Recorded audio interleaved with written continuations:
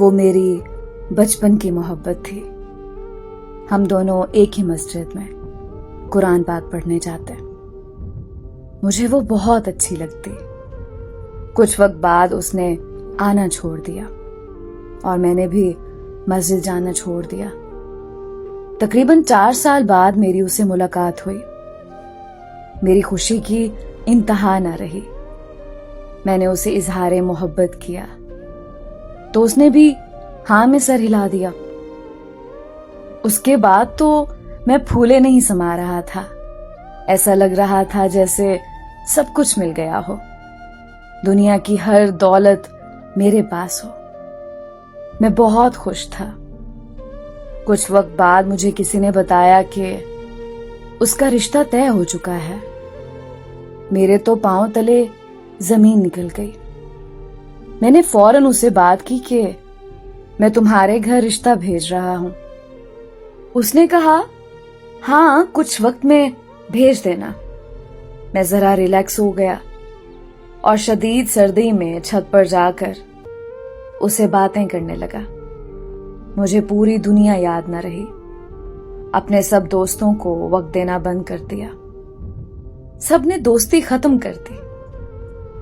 अपने हर दुख सुख का साथी उसे समझने लगा। कुछ दिनों बाद उसका मैसेज आया। मेरे घर वालों को पता चल गया है। अभी मैसेज ना करना जब तक मैं खुद राब्ता ना करूं। मैं खामोश हो गया और दिन रात पागलों की तरह उसके मैसेज का इंतजार करने लगा। उन्हीं दिनों में मेरे नाना अबू वफात पा गए।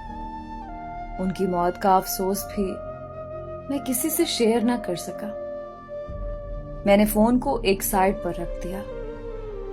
एक रात अजीब बेचैनी सी हुई और फोन ऑन किया तो उसका मैसेज आया हुआ था और वो पढ़कर मेरी जिंदगी बर्बाद हो गई।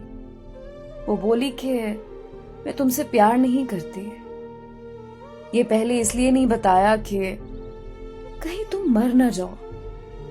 मैं पहले भी और अब भी किसी और को चाहती हूं और तुम्हें बताने से डरती थी।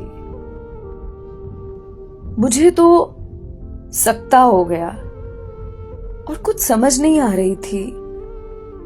उसकी बहुत मिन्नतें की, बहुत तरले किए, वो ना मानी। उसी वक्त वापसी की बस पकड़ी और वो रात सफर में कैसे गुजरी ये सिर्फ मैं जानता हूं। मैं बहुत तकलीफ में था। तकरीबन 1.5 साल मैं उसकी मिन्नतें करता रहा। वो नहीं मानी। उसने एक नहीं सुनी मेरी जिंदगी बहुत बदल गई। मैं एक अच्छा स्टूडेंट था और अब कॉपी कलम की जगह मेरे हाथ में नशा आवर चीजें थी और तकिए के नीचे नींद की गोलियां। मैं बहुत डिप्रेशन में चला गया और मुझे नफरत हो गई।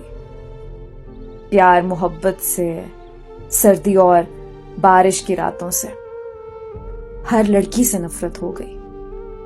जिंदगी से नफरत हो गई और जिंदगी अब इस शेर में मुकम्मल है। एक रोज आएगा कोई लेकर फुर्सतें। एक रोज हम कहेंगे जरूरत नहीं रही।